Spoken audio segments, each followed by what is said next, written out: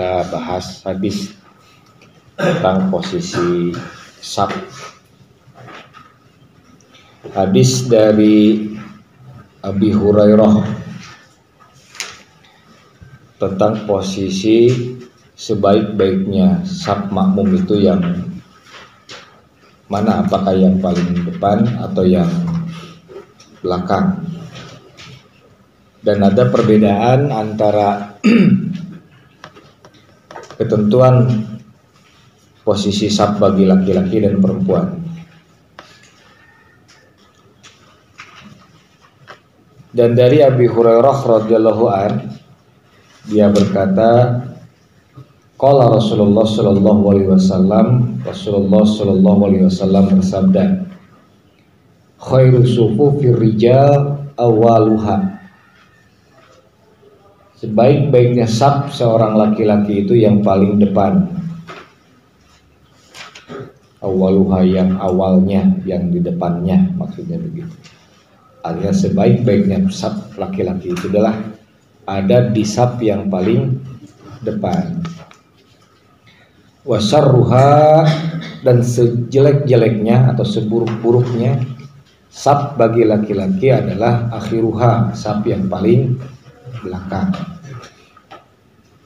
Itu bagi laki-laki.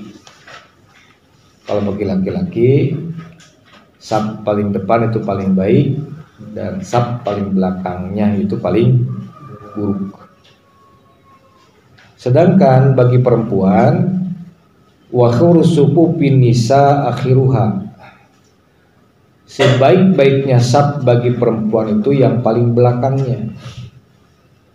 Wasyaruha awaluha, dan seburuk-buruknya saf perempuan itu adalah yang paling depan.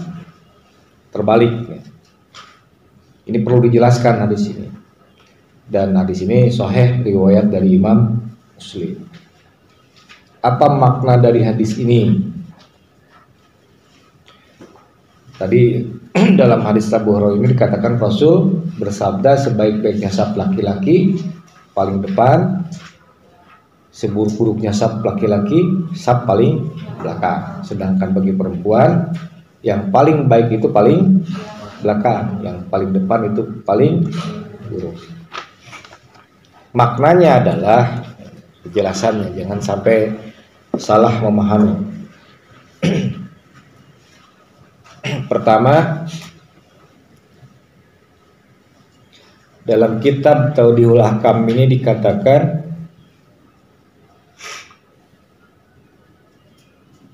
fayadulu ala istihbabi suffil awal wa annahu afdalul amkanah.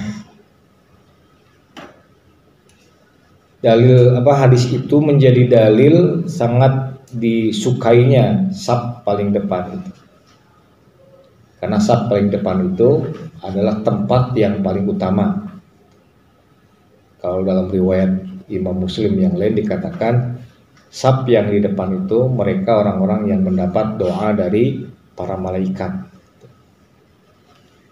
Kalau sahabat suka berkejar-kejaran, artinya ingin paling duluan menempati posisi saf paling depan. Wa anna syarra sufuf muakhirah, dan sesungguhnya seburuk-buruknya saf itu paling belakang. Kenapa? Karena jauhnya orang yang sholat anis sima'il kiro'ah, jauhnya orang yang sholat mendengar bacaan imam. Semakin jauh dari imam, maka semakin tidak terdengar bacaan imam. Nah, makanya posisi saf paling belakang itu tidak baik, itu kata Rasulullah. Jadi alasannya itu.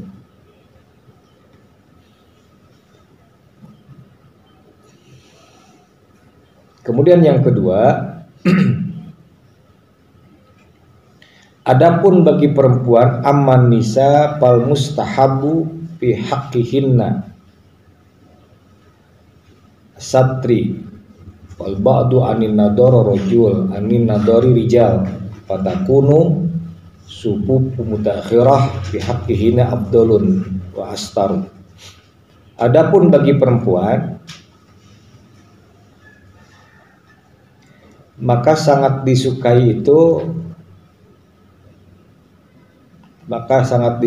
itu untuk jauh dari pandangan laki-laki.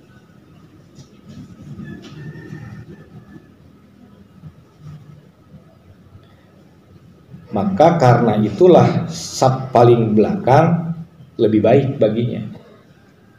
Jadi alasan kenapa saf perempuan yang paling baik itu paling belakang, karena berarti perempuan itu terhindar dari pandangan kaum laki-laki karena jauh jaraknya tadi.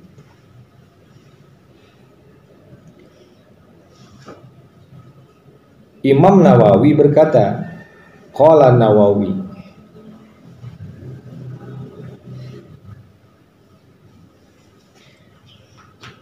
kalaulah seorang wanita itu sholat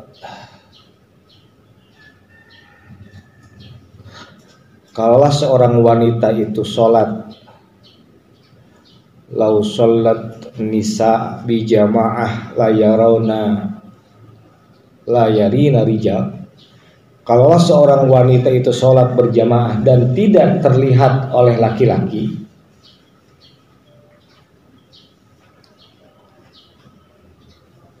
wala yarohunna rijal, dan dia pun tidak melihat ke laki-laki.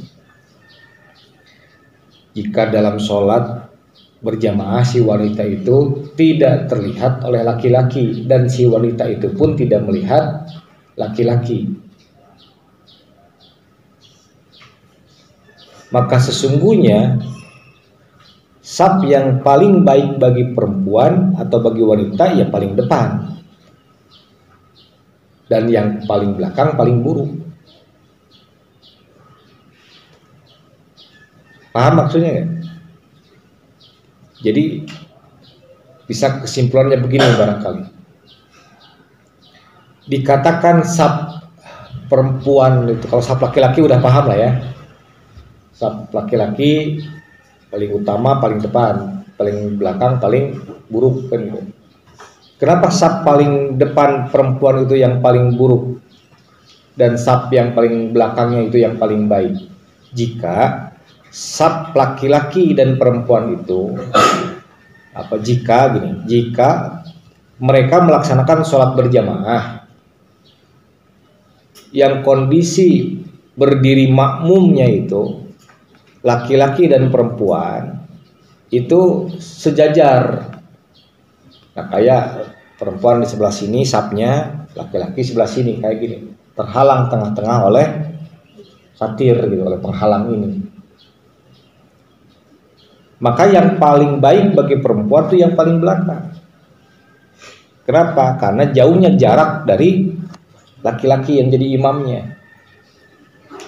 Kalau perempuan sholatnya tidak melihat laki-laki alias tidak sejajar atau jauh dari laki-laki, dan laki-laki pun jauh dari perempuan, kayak kalau sholat biasanya di kita laki-laki di depan, perempuan di belakang, ya maka tetap yang paling baik bagi perempuan yang paling depan.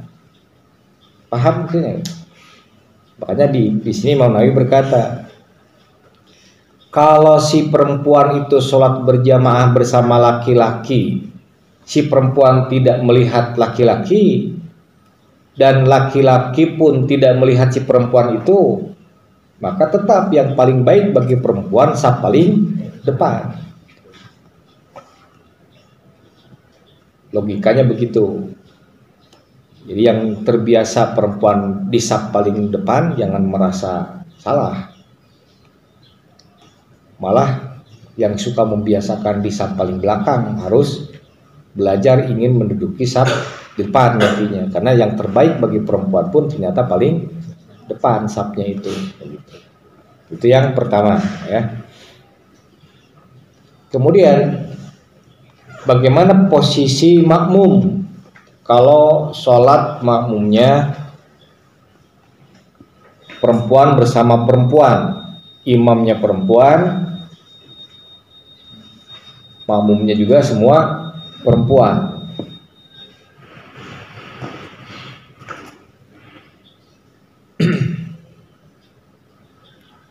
Fihi dalilun ala annan lin nisa sufufan kasufufir rijal.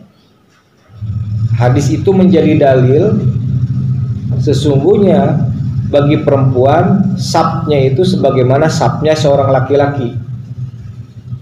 Walaupun nanti ada riwayat lain ya dari Aisyah yang berbeda, yang menerangkan beda dengan hadis ini. Kalau menurut hadis ini, sap perempuan pun tetap ada di belakang imam.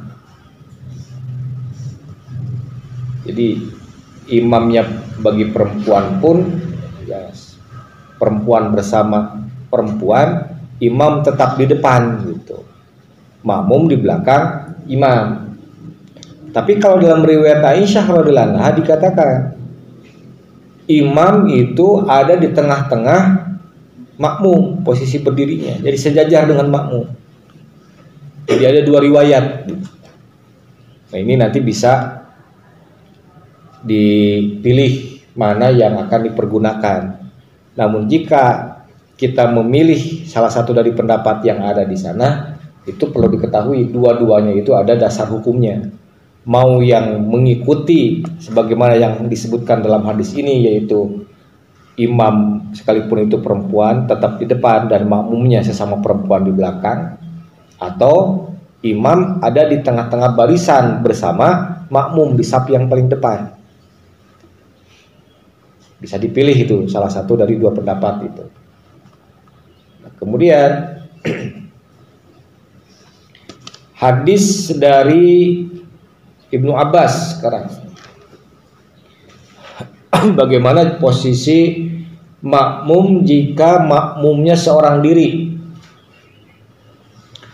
Makmum seorang diri, bagaimana? Di manakah posisi berdirinya makmum itu jika makmumnya seorang diri? Di sebelah mana posisi imam berdirinya? Wa Ibnu Abbas radhiyallahu anhuma, dan dari Ibnu Abbas radhiyallahu anhuma qala, dia berkata, shallaitu ma'a Rasulillah sallallahu alaihi wasallam datal lailatin. Ibnu Abbas ini seorang pemuda dari sahabat, kalangan sahabat Rasul yang sangat semangat untuk berbuat kebaikan. Walaupun masih muda, dia semangat ibadah. Satu malam Rasulullah SAW menginap di salah satu rumah, yaitu salah seorang dari Maimunah zaujin Nabi, yaitu Ibnu Abbas. Itu masih saudarakan dengan Rasulullah. Nah, Rasulullah punya istri namanya Maimunah. Nah, Ibnu Abbas bermalam di rumah bibinya itu. Rasul pada kesempatan malam itu menginap di rumah Maimunah.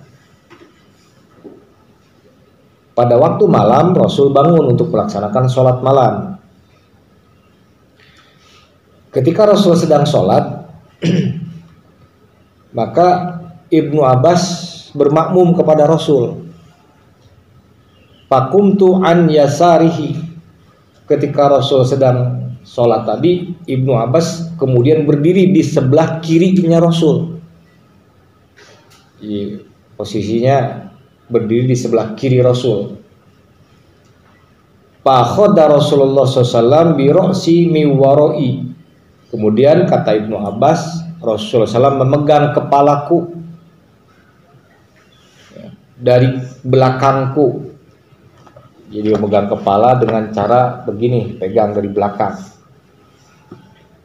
Faja'alani an yaminihi, dan kemudian memindahkanku ke sebelah kanannya. Nah ini menjelaskan pertama,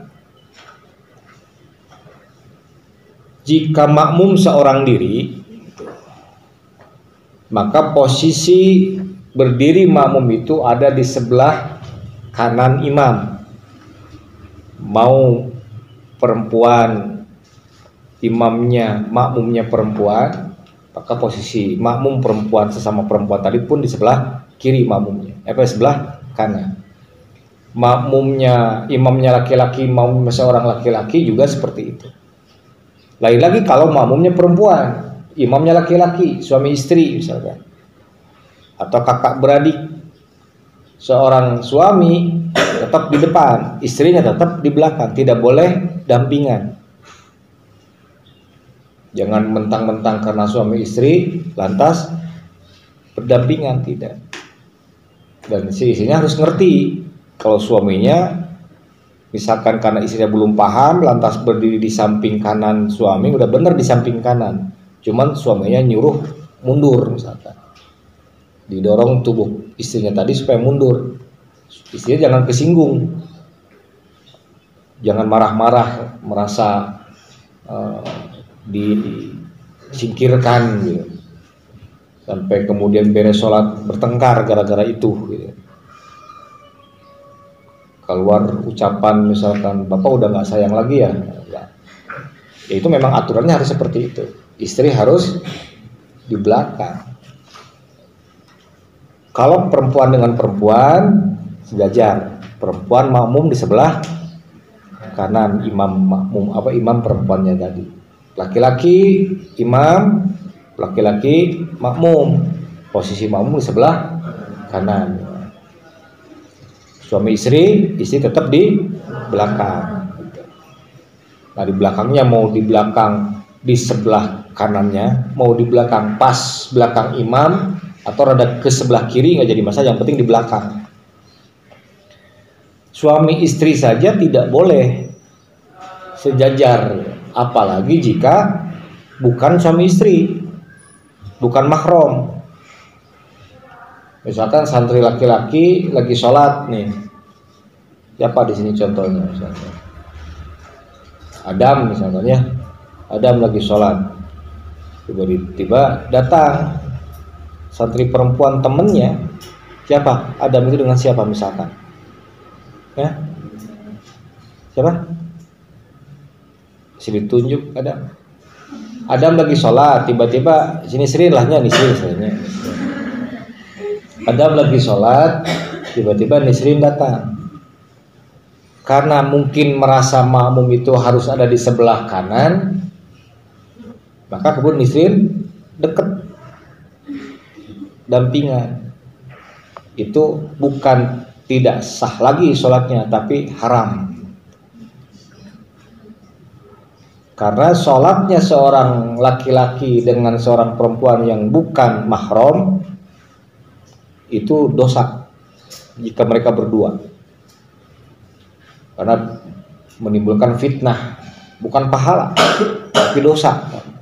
Jadi jangan mentang-mentang merasa soleh ajak tunangan, baru tunangan udah sholat berjamaah, kamu kan calon imamku, aku kan calon makmummu gitu. Ngerasa soleh lah gitu, sholat berjamaah berdua gitu.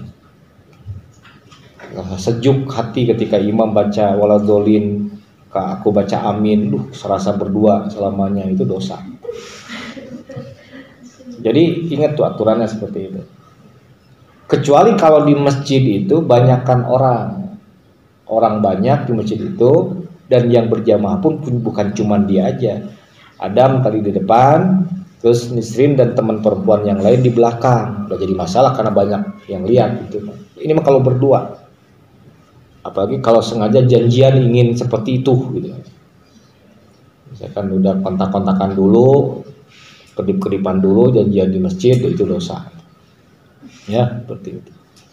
Nah, dan yang berikutnya catatan dari hadis ini, posisi selain makmum itu ada di depan berdirinya imam, di sebelah kanannya imam juga sebenarnya tidak perlu ada jarak.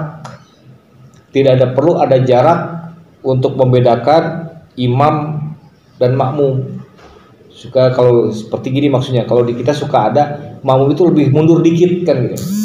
Posisi beliau lebih mundur dikit daripada imam. Nah, enggak ada, sejajar aja. Kaki imam dengan kaki makmum, berarti kaki imam yang sebelah kanan berarti gitu kan, dan kaki makmum yang sebelah kirinya itu tetap nempel bareng gitu, rapat gitu, sama gitu.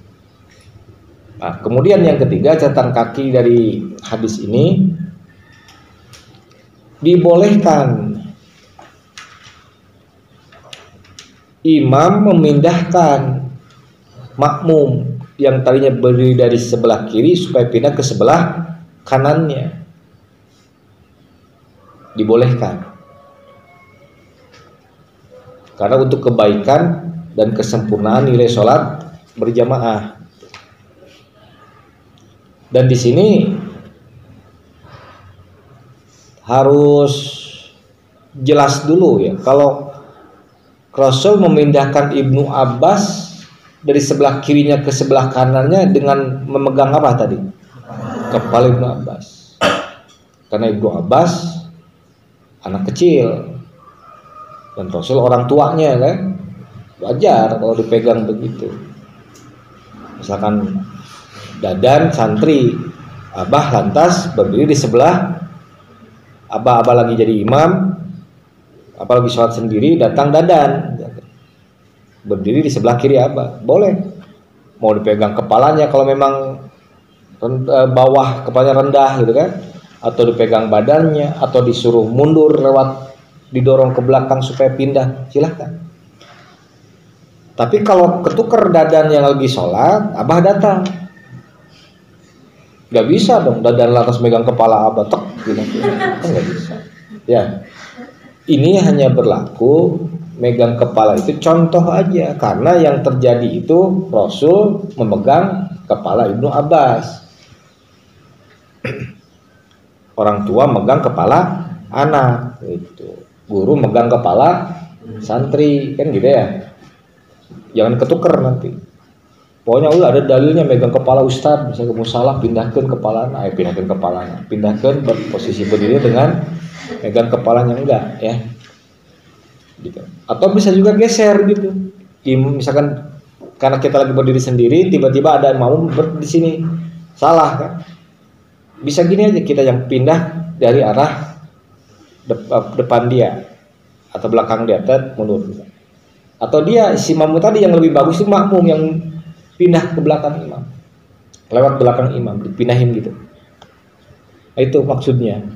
Jadi apik, teliti, mau laki-laki mau perempuan seperti itu. Kemudian berikutnya hadis dari Anas radhiyallahu an. Bagaimana jika posisi makmum laki-laki berdua? Maka jika makmum berdua laki-laki, sama-sama laki-laki, dua orang laki-laki bermakmum kepada seorang imam, maka dikatakan di sini wa an Anas radhiyallahu an qala shalla Rasul sallam faqumtu ana wa yatimun khalfahu. Kata Anas, Rasulullah SAW sholat dan aku berdiri dengan seorang anak yatim di belakang Rasul. Jadi jika makmum dua orang, posisinya itu di belakang imam, bukan di belakang sebelah kanannya, bukan di belakang sebelah kirinya, tapi pas di belakang imam gitu. Ini untuk jadi petunjuk juga. Posisi ada di belakang imam itu jika makmumnya cuman berdua. Jika makmumnya seorang tadi di mana? Di sebelah kanan imam. Ketika berdua datang makmum yang lain, di manakah berdiri makmum yang baru datang itu? Silahkan, mau di sebelah kanan temannya yang sudah jadi makmum atau di sebelah kiri temannya yang udah jadi makmum tadi, silahkan, di mana aja boleh. Jadi tidak ada istilah kanan dulu penuhin, baru kemudian kiri, enggak, silahkan aja dari arah mana. Jadi tidak ada ketentuan harus kanan dulu, harus kiri dulu. Karena kalau seandainya harus kanan dulu, gimana kalau kanan udah sempit tempatnya? Udah datang yang baru kanan, datang lagi kiri, itu saja ngisi seperti itu. Jadi nggak perlu harus kanan dulu atau kiri dulu. Nah jika saf pertama sudah penuh, dari arah manakah orang yang kemudian datang berikutnya itu, makmum yang datang berikutnya itu? Apakah mulai mengisinya di tengah atau sebelah kanan atau sebelah kiri? Bebas. Di tengah itu jika makmumnya itu di depan imam langsung. Kalau yang datang berikutnya itu kan bukan di depan imam, bukan di belakang imam, tapi di belakang saf pertama kan. Maka karena tidak di saf paling depan, saf yang kedua itu bisa mengisinya itu dari mana juga, silahkan. Mau arah kanan dulu, mau arah dari tengah juga boleh, mau atau dari kiri juga silahkan. Jadi tidak mesti harus di tengah gitu. Banyak apa suka kasih contoh, kalau saat berjamaah kadang-kadang suka berdiri sebelah sana dulu. Apalagi untuk mengantisipasi memberi jalan bagi orang lain yang baru datang. Karena kalau ujung-ujung di tengah, lantas orang pada kesini penuh, orang pasti lewat ke sini, sedangkan ke sebelah sini kan ada hijab, ada tiang hijab, nanti ke kehalang dia kalau mau lewat. Makanya suka udah sebelah sini dulu. Jadi begitu aturannya. Dan saf berikutnya terus saja seperti itu. Terus bagaimana posisi saf perempuan? Nah, wa Sulaim khalfana, perempuan ada di saf belakang laki-laki. Ini nih. Sulaim itu di saf paling depan dan di saf paling depan di belakang laki-laki itu. Jadi tidak jauh. Sulaim di belakangnya. Di depannya siapa? Anas dan seorang anak yatim. Di depannya siapa? Imam. Jadi urutannya begitu. Di kesimpulannya bagaimana kesimpulannya? Jika laki-laki makmumnya seorang diri, maka posisi berdirinya itu di sebelah kanan imam. Demikian pula jika makmumnya perempuan dengan imam perempuan, maka makmumnya pun di sebelah kanan imam. Jika makmumnya berdua, maka posisinya di belakang imam, mau untuk laki-laki atau untuk perempuan seperti itu. Jika bercampur makmumnya itu laki-laki dan perempuan, dan laki-laki lebih dari satu orang, maka makmumnya di belakang imam, dan makmum perempuan di belakang makmum laki-laki. Satu yang ketinggalan nih, gimana jika makmumnya seorang laki-laki dan seorang perempuan? Ada dua orang makmum, seorang suami mengimami anak dan istrinya. Anaknya satu orang, istrinya satu orang. Di mana posisi makmum? Tetap di sebelah kanan. Ya. Kemudian istrinya di mana? Di belakangnya. Gitu. Jadi tidak karena makmumnya berdua dan suami istri lantas di belakang imam berdua, enggak boleh seperti itu. Mau itu ibu kandung sekalipun tidak boleh ya, berdekatan atau bersejajar dengan makmum laki-laki. Nah, itu kesimpulannya. Paham ya? Itu untuk supaya yakin bahwa yang namanya sholat berjamaah itu banyak aturan-aturan untuk diketahui supaya nilai sholat berjamaahnya 20 derajat pahalanya dibanding sholat sendiri bisa diraih gitu. Itu barangkali.